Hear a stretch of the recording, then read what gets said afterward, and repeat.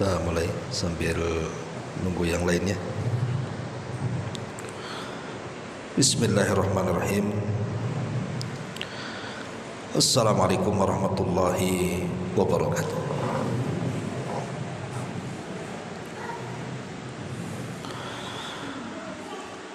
Alhamdulillahi rabbil alamin.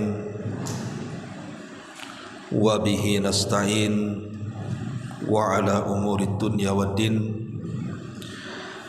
Wassalatu wassalamu ala ashrafil anbiya'i wal mursalin Muhammadin wa ala alihi wa sahbihi ajmain, amma ba'du. Alhamdulillah, di Ahad pagi ini kita bisa duduk kembali untuk bertalabul ilmi.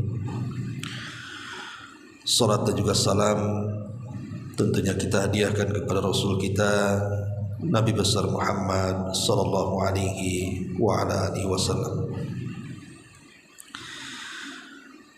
Pembahasan di pagi hari ini kita akan membahas tentang sebab-sebab seseorang mendapatkan hidayah.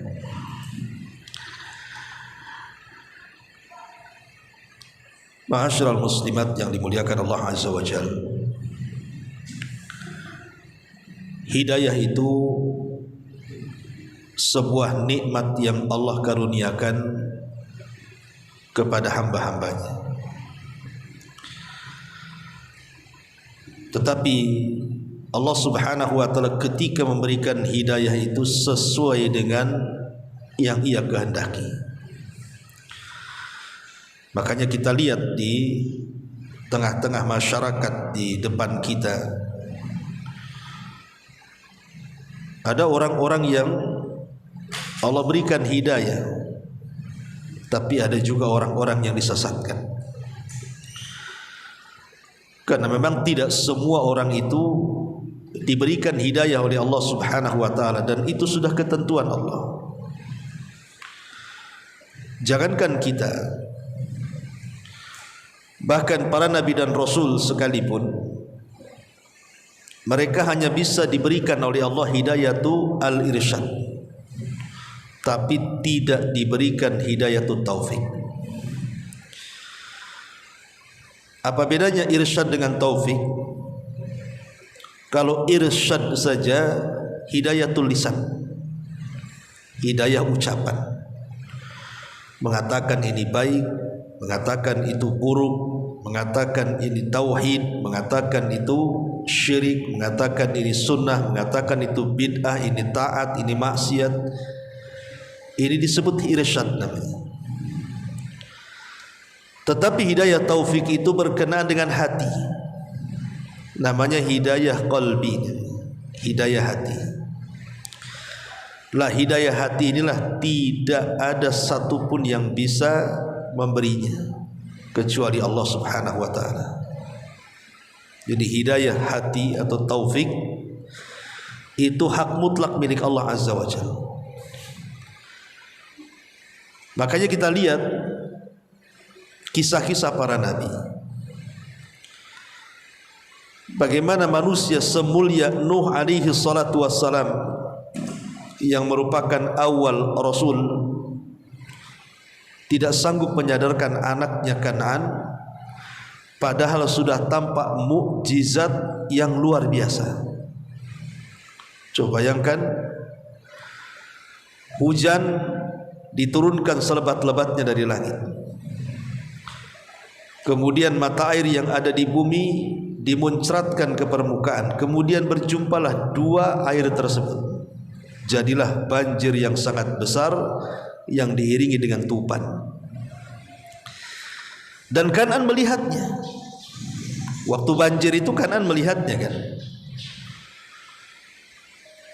Kemudian setelah air meninggi, Nabi Nuh alaihi salatu wasallam ingin menyelamatkan anaknya dan mengatakan, irkam ma'ana, naik ke perahu supaya kau selamat.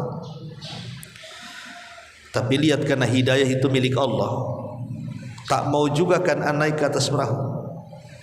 Dia mengatakan, sa'awi ilal jabali ya'simuni minal ma', Tidak, aku akan naik ke gunung, aku akan naik ke tempat yang tinggi, ke perbukitan, dan aku pasti akan selamat dari air itu. Lihat bagaimana hidayah itu bukan milik Nabi Nuh, tapi hidayah itu milik Allah. Padahal Allah Subhanahu wa taala sudah memperlihatkan kekuatannya, kekuasaannya, mukjizat nabinya loh ya, diperlihatkan di hadapan Kan'an. Tapi sekali lagi saya ulang, taufik itu milik Allah.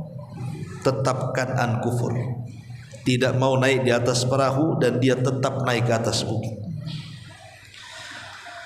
Ketika kemudian air bah semakin tinggi dan sampai menenggelamkan bukit, dan Kan'an pun kemudian hanyut dan mati, maka Allah mengatakan, sebaiknya engkau pergi Nuh dari dia, fa innahu laisa min ahlik, dia bukan keluargamu lagi. Maka Nuh pun kemudian pergi meninggalkan Kan'an dengan perasaan sedihnya karena tidak bisa menolong putranya. Lihat bagaimana sekelas Nuh alaihi salatu wassalam tidak bisa menyadarkan Kan'an, bahkan tidak bisa menyadarkan orang yang satu ranjang dengan dia. Siapa? Istrinya. Istrinya pun tidak sadar kan, pada hari-hari mendapatkan wahyu, hari-hari melihat mukjizat yang diberikan Allah kepada Nuh, pun kufur istrinya. Kemudian contoh yang lain, kisah Nabi Ibrahim alaihissalam, tidak sanggup memberikan hidayah hati kepada siapa? Azar, ayahnya. Padahal dia adalah Khalilur Rahman, ulul azmi minar rusul, abul anbiya, bapaknya para nabi, penuh dengan kesabaran, akhlakul karimah yang luar biasa. Tetap saja tidak sanggup untuk menarik ayahnya masuk ke dalam Islam. Kufur ayahnya. Kemudian contoh yang lain, kita lihat Nabi Yusuf alaihi salatu wassalam. Siapa yang mencelakakan Yusuf? Saudara-saudaranya kan. Artinya bahwa Yakub selaku ayah tidak bisa mengarahkan kebaikan kepada 11 putranya yang mencelakakan Yusuf itu. Ya, karena hidayah bukan di tangan Nabi Yakub.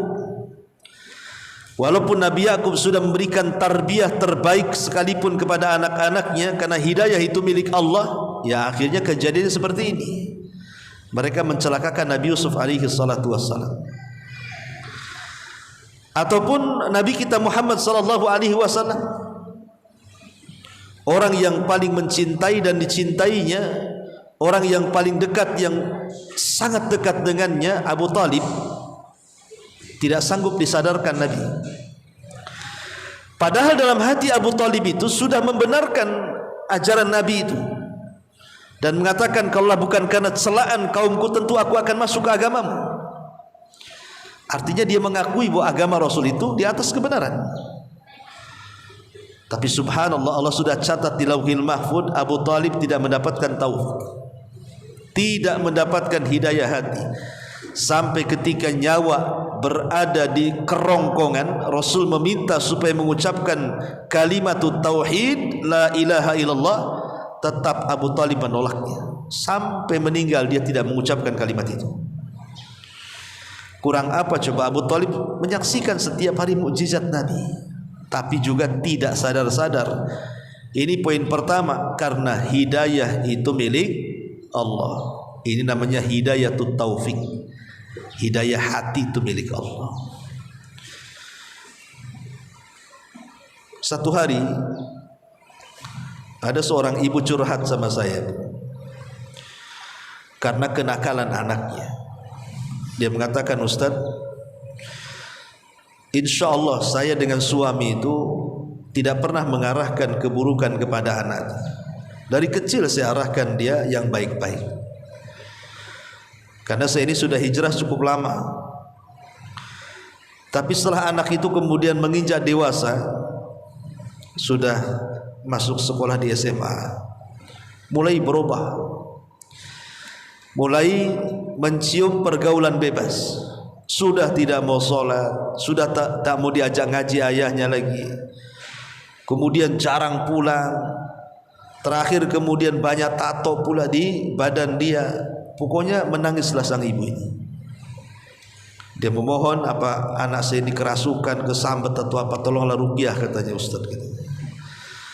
Karena anak ini sejak kecil memang diarahkan kebaikan, tetapi setelah dewasa tiba-tiba berubah total.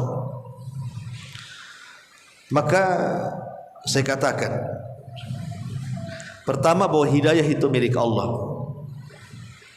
bukan milik ibu. Ibu kan hanya ngarahkan saja, nah ini baik, ini jelek, jangan dilakukan.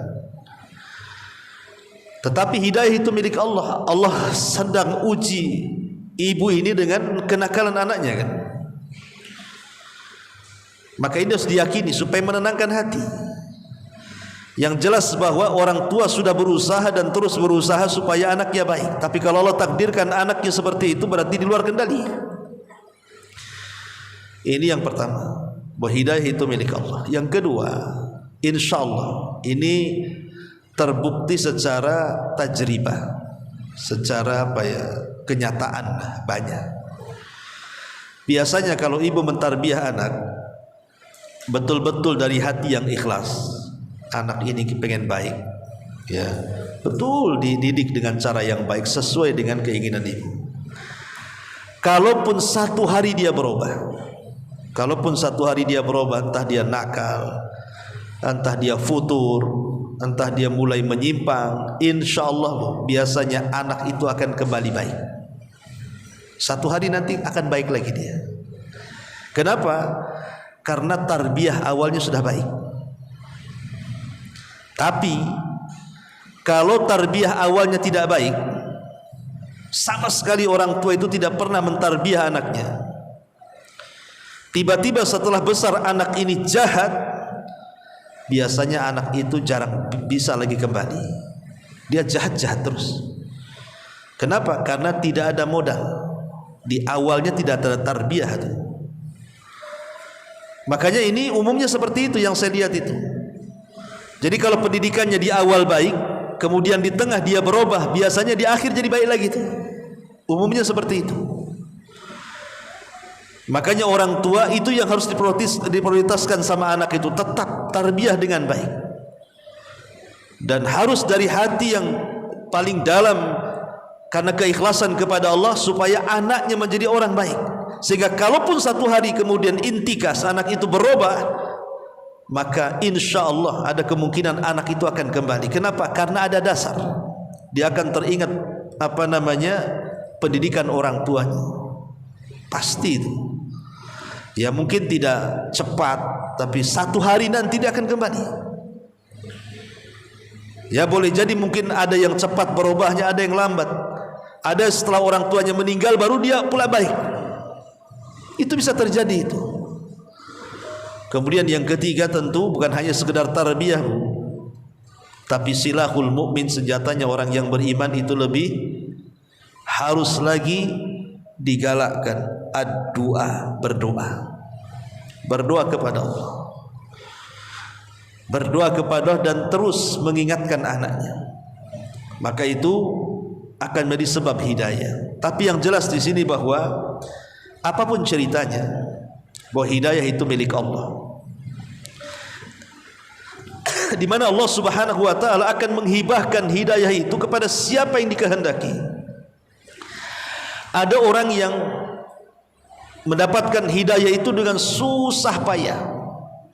Ada orang mendapatkan itu dengan susah payah. Dia harus menjaga solat, dia harus menjaga ta'lim, dia harus menjaga amalan-amalan yang lainnya. Tapi ada orang-orang yang dikaruniai Allah, mendapatkan hidayah itu tidak sulit. Ada orang-orang yang dimudahkan dapat hidayah.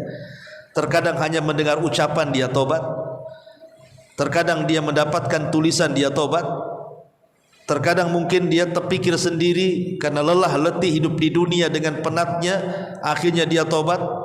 Jalan hidayah itu banyak. Saya teringat Syekh Utsman Khamis hafizahullah taala, dia menceritakan Jadi dia punya murid di London, orang Suriah. Jadi karena dia lahirnya sudah di London sana, di Inggris, dan satu keluarga memang tinggal di sana. Taulah di sana kan kehidupan sekuler, jauh dari agama. Jadi satu keluarga itu yang sholat cuma ibunya saja. Semua satu keluarga nggak sholat. Termasuk juga anak muda yang menceritakan kisahnya. Jadi satu hari anak muda ini, karena memang hidup di barat kan beda dengan hidup di timur, Bu ya. Hidup di barat itu udah maksiat luar biasa di sana, udah terbiasa. Jadi satu hari dia berjumpa dengan orang yang berasal dari Saudi di kedai makan gitu ya. Nampak dia orang soleh. Kemudian ngobrol, kemudian anak muda dari Saudi ini mengeluarkan buku saku. Buku ini tulisan tentang masalah zikir. Buku zikir. Lah anak muda ini ketika diberikan hadiah buku ini malu-malu. Kenapa? Buat apa saya menerima hadiah buku ini? Saya sholat aja tidak, katanya. Masa suruh zikir? Sholat aja tidak, mau zikir pula, katanya. Tapi karena menghargai, diambillah buku itu. Kemudian pulang. Lah rumahnya itu kan ada pelaponnya, Bu. Pelapon itu ada lubangnya.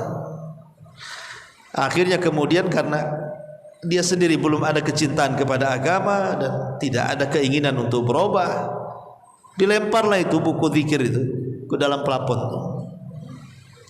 Ya, kemudian ya biasa saja, soalnya nggak ada masalah. Jadi satu hari di malam hari yang sangat suntuk sekali, dia coba nongkrong di depan televisi itu, channel 1, channel 2, channel 3, channel 4, nggak ada yang menarik bagi dia. Malas nonton TV. Akhirnya ambil handphone. Kemudian nengok internet, YouTube apa macam-macam, malas juga. Akhirnya tutuplah handphone itu. Ambil buku bacaan apalah gitu ya. Koran-koran, majalah-majalah, enggak tertarik juga. Akhirnya TV-nya ditutup, handphonenya ditutup, majalahnya ditutup, dia pun tidur. Tidur enggak tenang juga. Guling sana, guling sini, ada apa pokoknya. Bingung dia. Rupanya di sini Allah Subhanahu wa taala masukkan hidayah. Teringatlah buku saku yang isinya zikir itu yang dilempar ke pelapon itu. Malam itu dia ambil tangga, susah payah dia ngambil buku itu karena jauh. Kalau dia naik bisa gebrok pelaponnya. Ada 2-3 jam dia mengambil buku itu. Saking sulitnya itu. Dia asal lempar saja ke pelapon. Setelah kemudian berhasil dia dapat buku itu, buku saku zikir itu. Kemudian dia mulai baca. Siapa yang zikir seperti ini pahalanya ini. Siapa yang zikir seperti itu pahalanya itu. Siapa yang zikir seperti ini faedilahnya. Oh, disebutkanlah dalam buku saku. Dari situ dia sadar.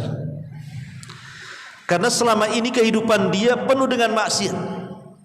Dia sangka orang seperti dia itu sudah tidak diampuni lagi. Karena banyaknya maksiat, kalau mati itu pasti masuk neraka lah gitu. Tapi setelah membaca buku itu dia merasa ternyata taubat itu mudah. Cari pahala itu mudah, tidak sesulit yang dibayangkan. Hanya baca ini pahalanya, hanya baca ini pahalanya, kan mudah sekali gitu ya. Nggak sebagaimana dibayangkan, karena selama ini dia sudah futur hidupnya, sudah putus asa hidupnya. Ketika membaca itu semangat lagi hidupnya. Sejak itulah kemudian karena dia tidak pernah sholat, pas datang waktu fajar, sholat subuh, ibunya biasa, ibunya sholat. Ibunya terheran-heran ketika anaknya bilang saya ingin sholat. Kata ibunya, kapan-kapan apa yang merasuki kamu ini? Sholat pun tidak tahu, tuh pengen sholat aja gitu. Maka ibunya mengatakan, oh kau mandi dulu saja. Akhirnya suruh mandi, kemudian wudhu, kemudian sholat sama ibunya. Dari semenjak itulah, kata Syekh Al-Khamis ini menceritakan, akhirnya kemudian dia tidak pernah meninggalkan sholat lagi. Dan dia merajinkan zikir. Kemudian dia mulai mencari guru untuk belajar, dan belakangan dia menjadi seorang dai di London. Menjadi seorang dai. Bayangkan kisah ini. Anak muda ini dapat hidayah hanya karena kutip, karena buku kecil. Wasilahnya kan hanya karena buku kecil itu saja, buku zikir. Tapi kalau Allah Subhanahu wa taala sudah menghendaki kesadaran seseorang, tidak perlu lama-lama. Walaupun hanya dengan buku kecil saja orang bisa dapat hidayah. Karena memang hidayah itu kan macam-macam caranya. Ada yang dengan susah payah baru dapat hidayah, ada yang dengan mudah dia dapat hidayah. Karena hidayah itu Allah berikan kepada siapa yang dikehendaki Allah Subhanahu wa taala. Kalau berkehendaki fulan dapat hidayah, maka Allah pasti akan carikan sebabnya. Karena tidak mungkin sesuatu terjadi di alam semesta ini kecuali ada sebabnya. Dan mungkin sebab hidayah itu gara-gara buku tadi, buku kutub itu. Bahkan lebih daripada itu, kalau kita melihat dulu para ulama, seperti yang terjadi kepada Imam Al-Qa'nabi.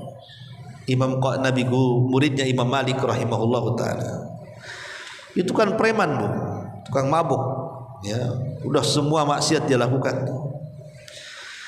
Bahkan satu hari dia lancang kepada seorang ulama namanya Imam Zuhri rahimahullah ta'ala, menghadang Imam Zuhri yang sedang berjalan bersama murid-muridnya menuju majelis ta'lim, dihadang sama dia. Nah, orang mabuk. Tiba-tiba orang-orang pun, murid-muridnya Imam Zuhri mengatakan, ya fulan, jangan kau hadang ulama kami. Ini ulama. Kata kok Nabi ini, karena mabuk dia. Oh ulama ya katanya. Kamu ulama ya katanya. Mabuk. Oh kalau kau ulama, pasti kau hafal banyak hadis katanya. Kasih satu hadis untukku katanya.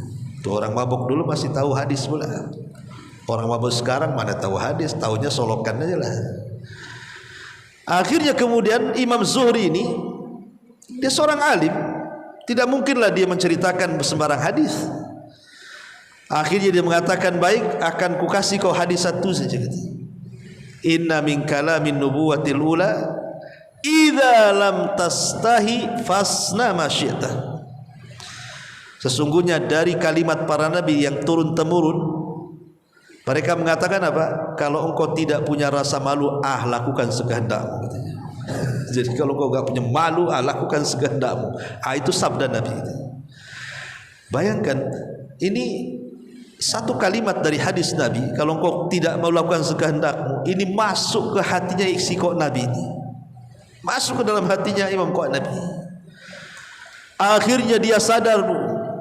Habis itu dia tidak mabuk lagi, dia tidak berantem lagi, dia tidak melakukan kriminal lagi.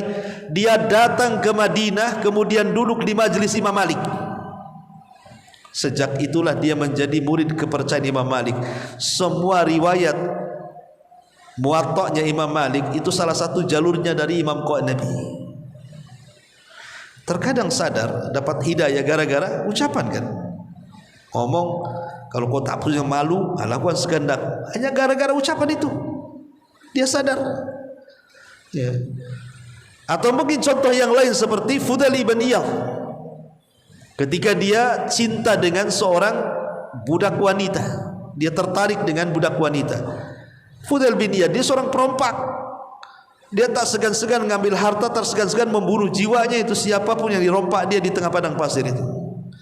Tapi dia tertarik dengan seorang budak wanita. Diincarnya budak wanita itu di mana rumahnya, siapa tuannya. Akhirnya kemudian budak itu masuk di salah satu rumah, ditengeri sama Fudail ibn Iyadh ini. Oh di sini rupanya rumahnya, nanti malam aku akan datang. Akhirnya ketika betul-betul dia malam-malam datang, naik dia ke atas genteng, ingin mengintip budak pujaannya itu. Rupanya dalam rumah itu sang budak itu wanita solehah.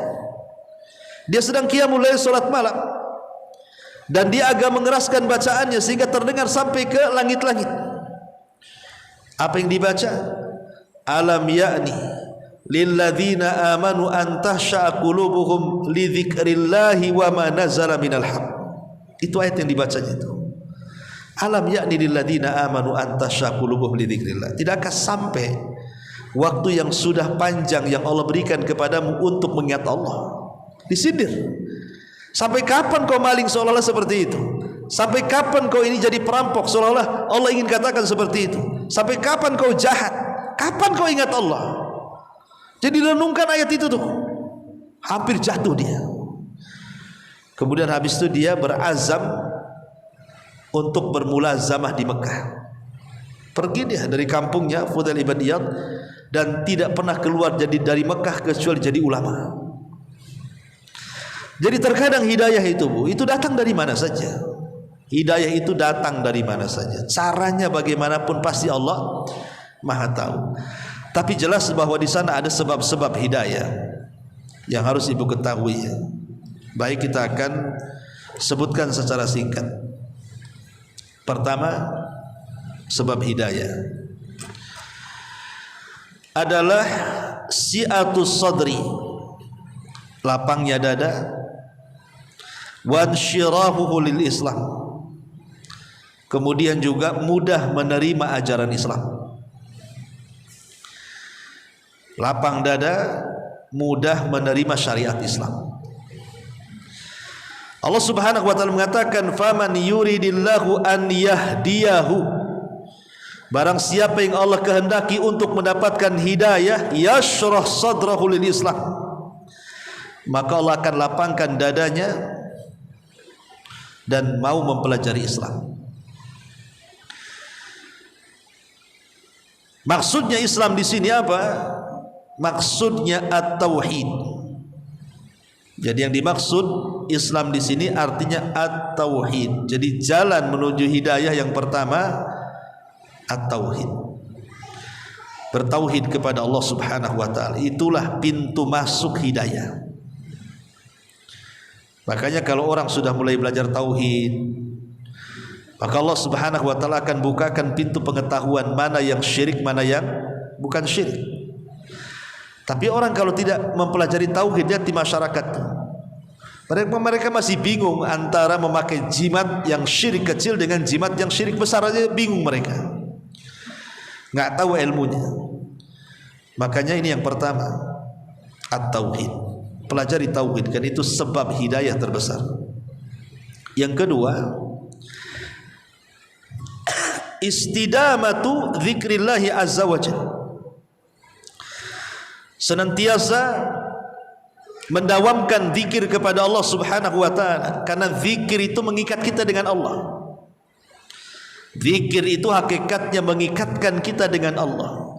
Dan kalau kita sudah terikat dengan Allah azza wajalla, maka tidak ada yang bisa menyakiti dan memudaratkan kita. Dan itu sebab kedua hidayah. Jangan tinggalkan zikir. Kemudian yang ketiga, tilawati kitabillahi azza wa jalla. Seringlah membaca kitab Allah Al-Quran, apalagi mempelajarinya luar biasa. Karena Al-Quran sendiri adalah petunjuk hidayah. Inna hadzal Quran yahdi lillati hiya aqwam.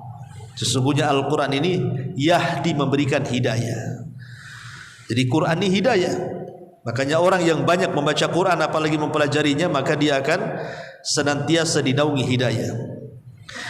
Kemudian juga yang selanjutnya di antara sebab hidayah, at-tafakkur fi makhluqatillahi azza wa jalla. Tafakkur, memikirkan makhluk Allah di sekeliling kita.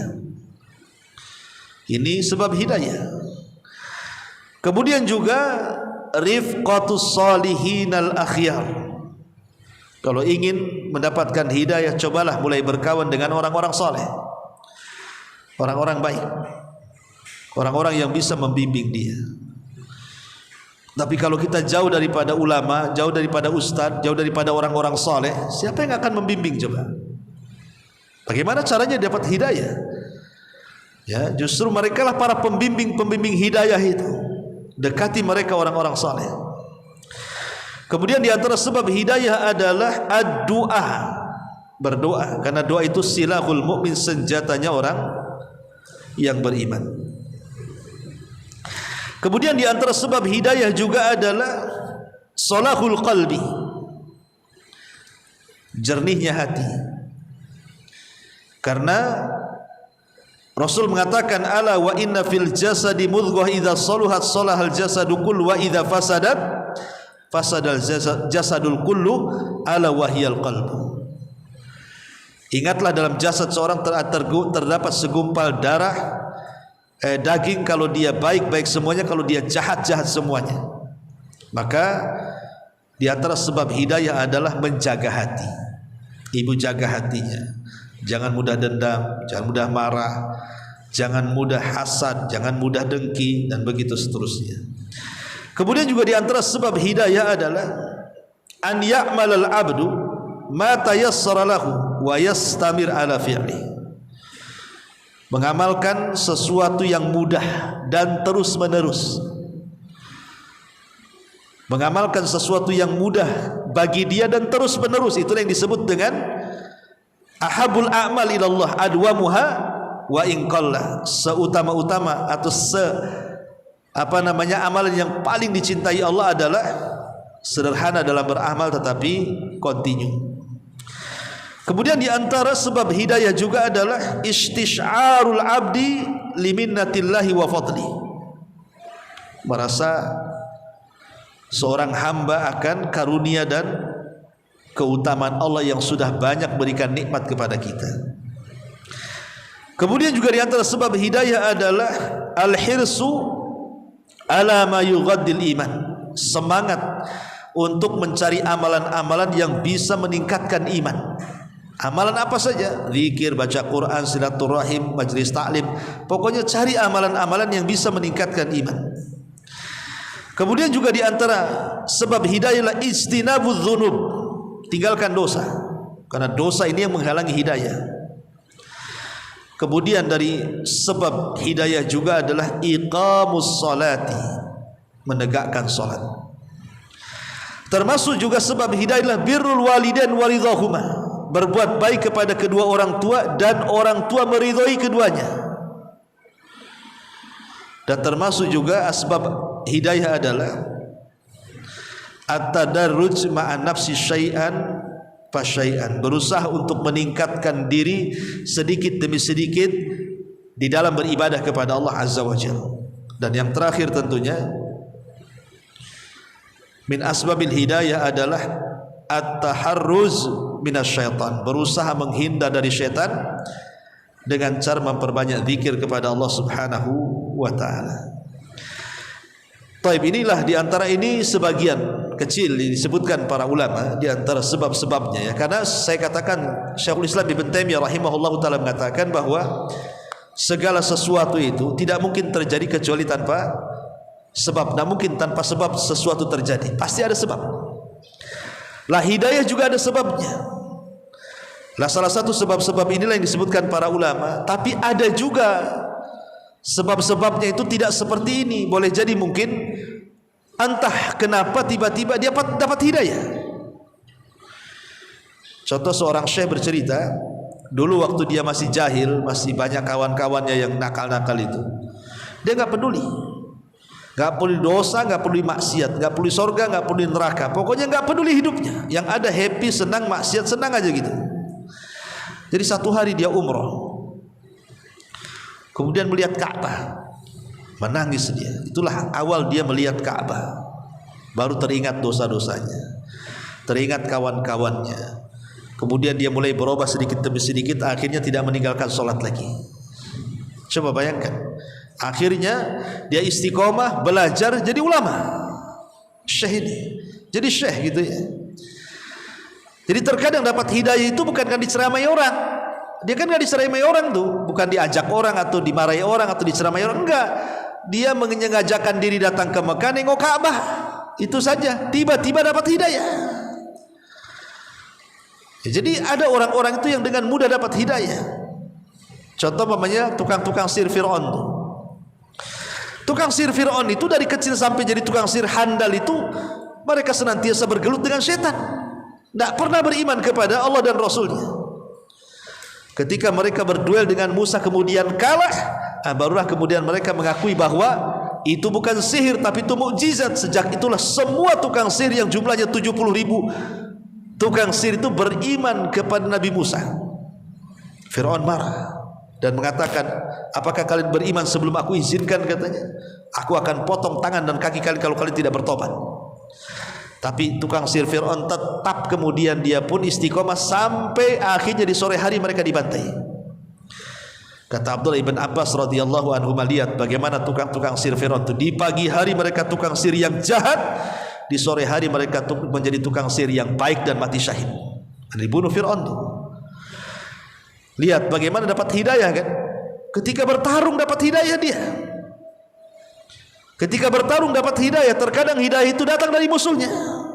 Karena kan awalnya Musa musuhnya, tapi justru akhirnya dari musuhnya itu dia dapat hidayah. Jadi Allah itu memberikan hidayah kepada siapapun yang dikehendaki dengan sebab apapun. Kalau Allah sudah mau memberikan hidayah kebaikan kepada si fulan, pasti Allah akan beri dengan cara apapun. Maka mintalah hidayah kepada Allah Azza wa Jalla, karena hidayah ini nikmat, tidak semua orang dikasih. Walaupun ada orang yang sholat 5 waktu mengucapkan ihdinas siratal mustaqim, ihdinas siratal mustaqim, tetap saja enggak dapat hidayah dia. Karena hidayah itu adalah milik Allah dan Allah akan berikan kepada siapapun yang dikehendakinya. Maka mintalah hidayah kepada Allah Subhanahu wa taala agar kita bagian daripada orang yang mendapatkan hidayah. Wallahu alam. Ini diantara sekilas pembahasan sebab-sebab hidayah. Tapi sebelum saya tutup, kita buka tadi jam dulu.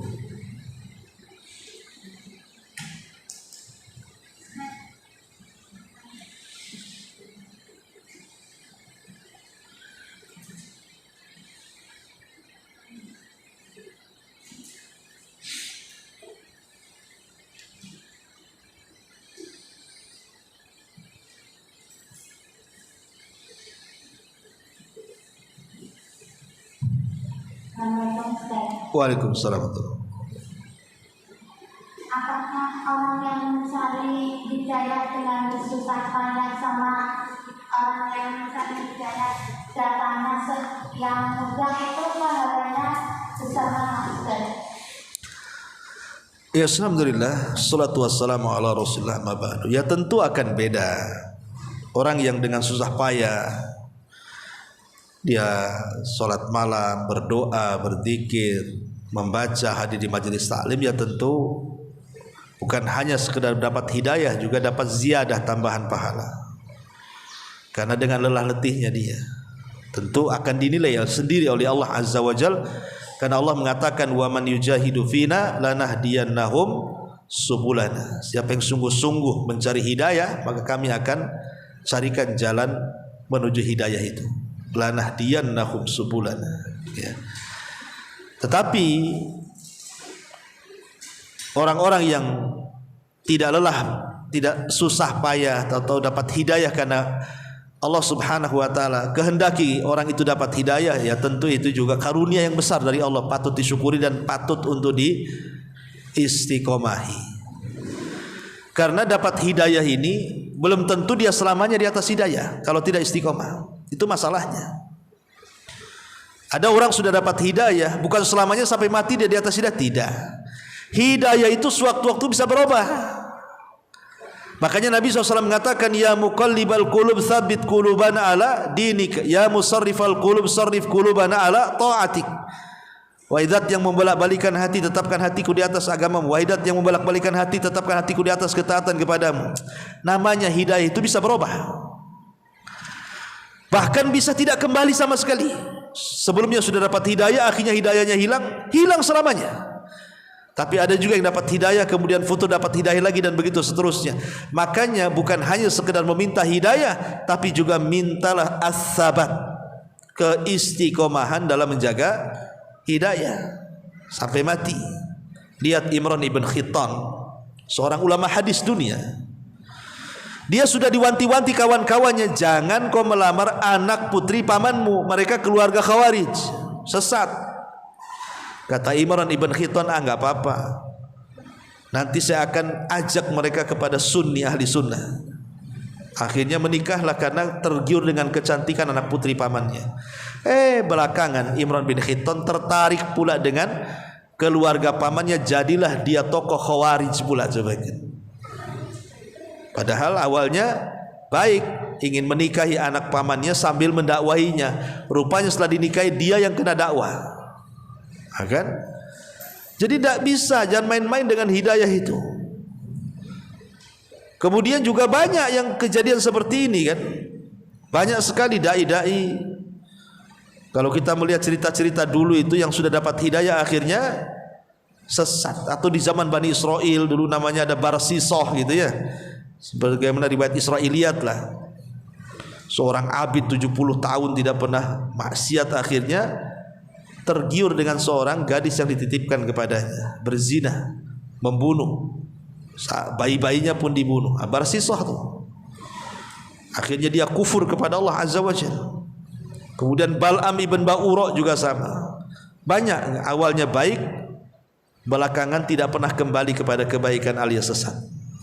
Makanya penting menjaga hidayah itu dengan beristiqomah di situ.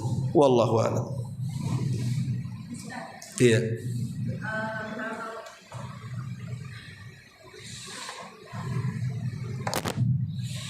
Terkadang kan kita melihat secara zahir seseorang itu menjaga ibadahnya, jadi secara zahir yang kita lihat.